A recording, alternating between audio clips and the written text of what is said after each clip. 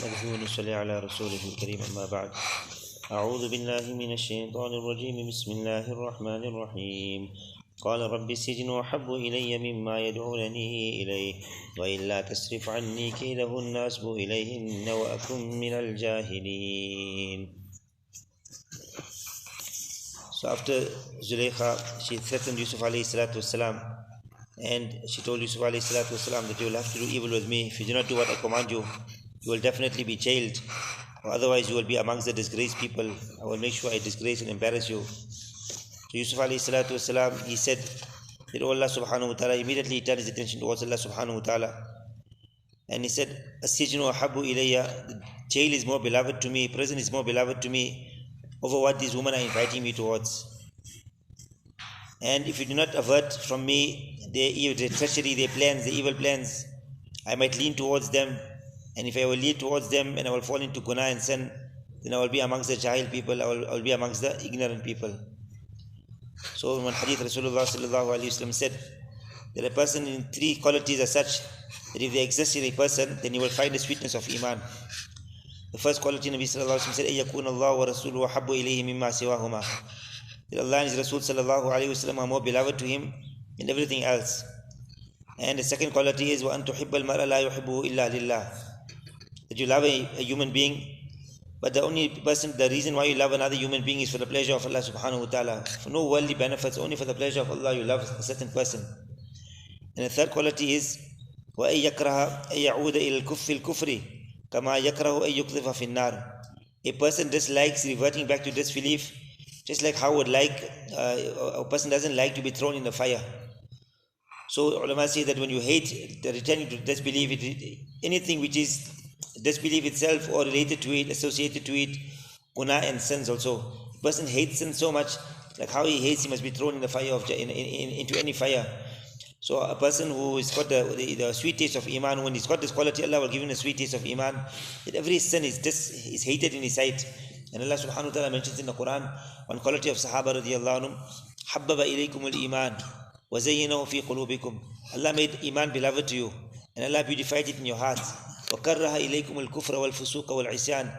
And Allah ta'ala made hatred and dislike in your eyes, kufr and fusuq, open sins, and any kind of sins. He made it, you started detesting it, hating it.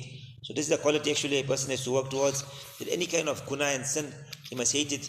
And any kind of good action, his heart must be automatically inclined towards it. When a person has his natural nature is such that he's inclined towards good actions. This, as a person continues making effort on his iman, and then the reality of iman comes into a person's heart, this quality automatically comes there. So Yusuf alayhi salatu wasalam, he said, oh Allah, I prefer going to jail than towards what these women are inviting me towards.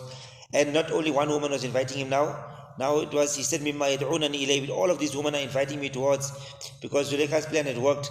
The woman now she had invited, they were also supporting her, and they also began encouraging, threatening Yusuf alayhi salatu wasalam. What a beautiful woman, how can you resist her advances, fulfill her desires, whatever she wants to? You're so handsome, and you can do whatever you want to. And maybe they never also have iman within themselves. And Yusuf alayhi salatu wasalam said that Allah subhanahu wa ta'ala, if you do not remove from me, then I will eventually fall into many sins, and I will be amongst the jahilin. A jahil person is an ignorant person.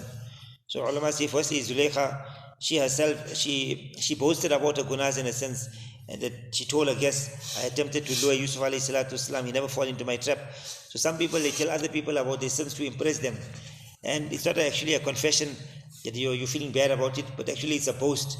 She was gloating about the power she had, and now I'm going to get it, and I'm going to use it to get this young man.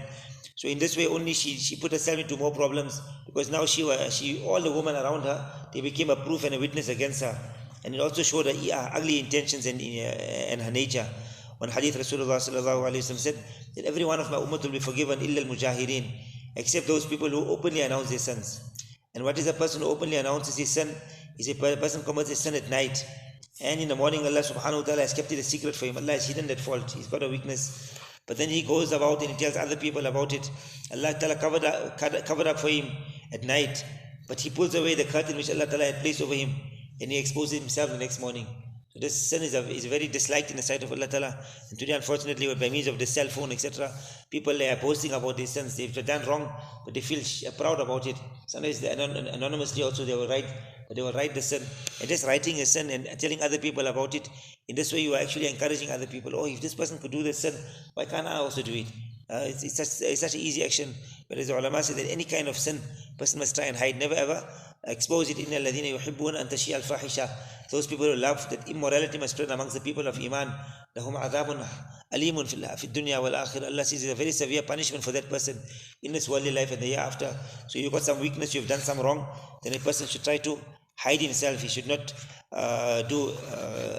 fall into that evil.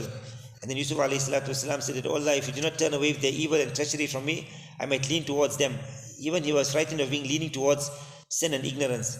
And they say, of sin, I will lean towards them and I will become amongst the ignorant person. Once a person leads towards sin, a person becomes ignorant. A jahil, we normally think of a jahil person. An ignorant person is a person who doesn't have knowledge, he didn't know it's wrong. But ulama say that no, jahiliyat, actually ignorance, is when a person doesn't know realities. That I'm taking some enjoyment from the small guna and sin in this world, but I'm losing out the everlasting guna of the year after. He doesn't have reality, what is the akhirat, what is the life of the year after. And ulama say that the different harms of when a person commits sin, how does he become a jahil? One is he loses the ability to acquire correct knowledge about right and wrong, lawful and unlawful, because all the time he's worried about fulfilling his desires. You find people who are fulfilling their desires all the time, they have that concern, thinking about that, so they don't get proper knowledge within themselves. And they lose the ability to benefit from reminders. A person reminds you, tells you, they lose that ability because all the time now they are inclined towards sin. And also they try to remove the remembrance of Allah subhanahu wa ta'ala. They act like Allah is not watching them, Allah is not listening to them, and they don't worry about the impact and the consequences of their actions upon themselves and on other people. They are only worried about fulfilling their desires. And finally also they become unmindful of the consequences of the actions in the year after. They can't even think about it. So a person now, he forgets. So may Allah subhanahu wa ta'ala protect and save us. So these are a few lessons which a person, we must have this quality of Yusuf alayhi salatu wasalam, that to even go through some difficulty is better to me than falling into guna and sin. And a person must realize, if I fall into sin, then actually I will become amongst the ignorant person. I will become unmindful of the actual object of life of the year after when a person falls into sin. That is why as soon as a person comes into sin, immediately make tawbah, istighfar, and come out of those gunas and sins. Allah subhanahu wa ta'ala grant myself and all of us. Subhanallah.